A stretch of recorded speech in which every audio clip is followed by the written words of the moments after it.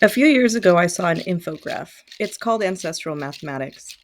It states that in order to be alive on this earth today, we need to have had two parents, four grandparents, eight great grandparents, 16 second great grandparents, and so on and so forth. It also states that in 12 generations, which is roughly 400 years, we would have had 4,096 ancestors. While I may not have my own children, I have a niece and nephew that I care for deeply, and I'm sharing our stories for them and for future generations. Growing up, my mom and dad raised me as a traditional Mexican, whatever that may mean. Hablábamos español en la casa, pero en el mundo nos comunicábamos en inglés. It was difficult switching from my American identity to my Mexican identity.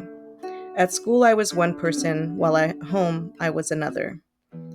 Many may not realize how difficult it is to live in two different worlds every day. It wasn't until the age of 31 that I realized that I don't really know my history.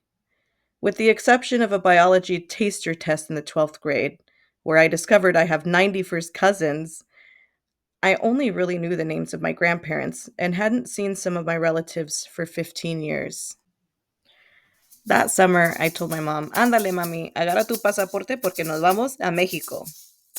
My mom thought it was a joke, but soon enough she realized I was full planning a trip.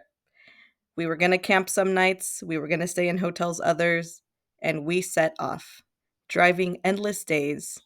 And through my mind, I wondered, will my primas remember me?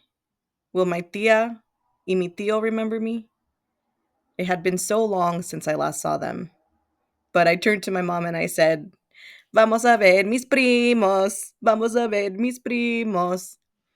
And next thing you know, we're arriving to Del Rio, Texas, where most of my family lives, while some of my family still lived in Ciudad Acuña, just a 10-minute drive over the bridge. This is where my journey begins, to remember where my family's from, to remember my grandma's house with her beautiful lime tree in front of her house, and the giant nopal that was in the front yard as well.